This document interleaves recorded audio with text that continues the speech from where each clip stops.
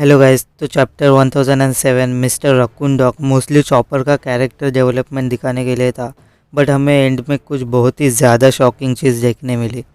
तो चैप्टर के स्टार्ट में ही हमें दिखाया जाता है कि सभी ओनिवा बांशु और मिमावारी गुमी नॉकडाउन पड़े हुए हैं, जिन्हें योगोरो ने डिफीट किया हुआ है, और वो भी उतने कम टाइम में। मतलब योगोरो और सभी जो कि आइसोनी से इन्फेक्ट हुए थे, उनके पास ज़्यादा टाइम नहीं था आइसोनी में फिर से ट्रांसफॉर्म होने में। तो आप सोच सकते हैं कि क्या होता अगर योगोरो ओडेन के साथ मिलके अगर काइडो से फाइट करता, तो तभी उनका चांस था कि वो काइडो को डिफीट करे और वानो को बचा ले। तो इसके बाद याता पे, जो कि one of the yakuza leader है, जो पिछले चैप्टर से रुका हुआ है अपनी स्वॉर्ड निकाल के योगोरो को फिनिश करने के लिए, और ऑब्वियसली वो हिचकिचा रहा है योगोरो को हिट करने के लिए, क्योंकि यहाँ बताया भी गया है कि योगोरो इन सभी याकुजा लीडर्स के लिए एक फादर फिगर है। और इसी के साथ प्लेजर्स और वेटर्स क्वीन से कंप्लेन कर रहे हैं कि उन्हें क्यों अपने ही बॉस के वायरस से मरना पड़ेगा।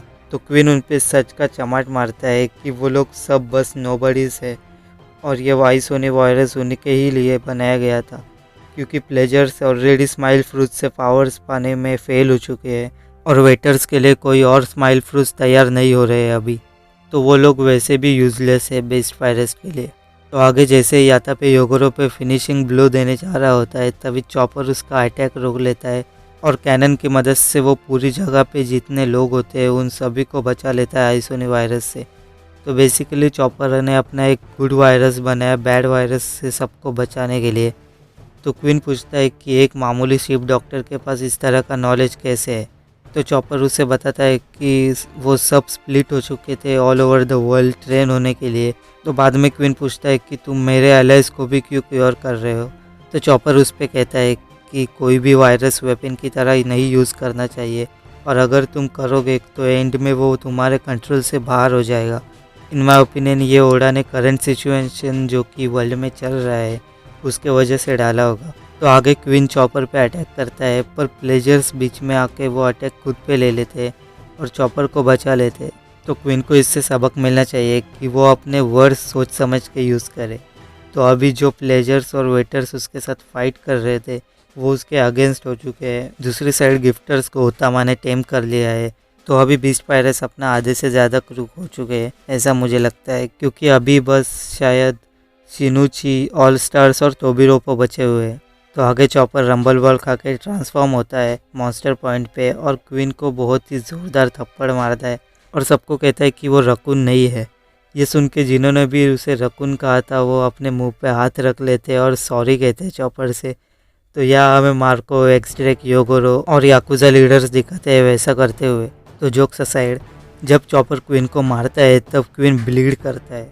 आई नो कि क्वीन पहले ही मार्को से पिट चुका है, पर फिर भी वो एक योनको कमांडर है और चॉपर उसको ब्लीड करवाता है।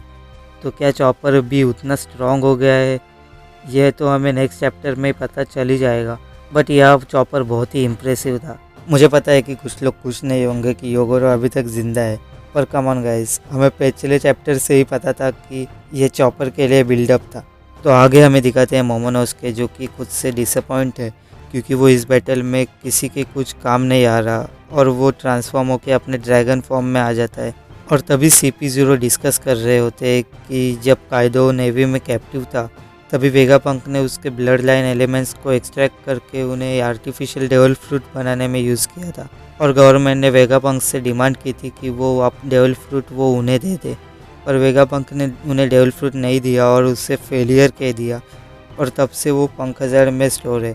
तो मुझे लगता है कि शायद वो डेवल फ्रूट फेलियर नहीं होगा, और at some point in the story हमें मोमोनोस के ट्रू ड्रैगन फॉर्म में आते हुए दिख सकता है, जो कि सबको शॉक कर देगा। और एंड में हमें आकाजाई समुराई दिखाते हैं जो कि सब रिकवर हो चुके हैं, और फाइनली हमें जो वो सिलोएट मतलब मिस्टीरियस पर्सन की आइडेंटिटी मालूम पड़ती है, जो कि एक्चुअली ओडेन है। तो फर्स्ट ऑफ ऑल मुझे नहीं लगता कि ये रियल ओडेन है, क्योंकि पहले तो इसकी ड्रेसिंग स्टाइल, सेकेंड ये कि स्टार्टिंग में जब हमें वो सिलोएट दिखाया गया था तो बिल्कुल भी ओडेन जैसा नहीं लग रहा था। मेरे ख्याल से ये ओनिमारू हो सकता है, क्योंकि वो शेप शिफ्ट कर सकता है। तो देखते हैं, हमें फ्यूचर में पता चल ही जाएगा कि ये रियल ओडेन है या नहीं, और मैं ट्राई करूँगा कि इस पर एक अलग वीडियो बनाऊँ।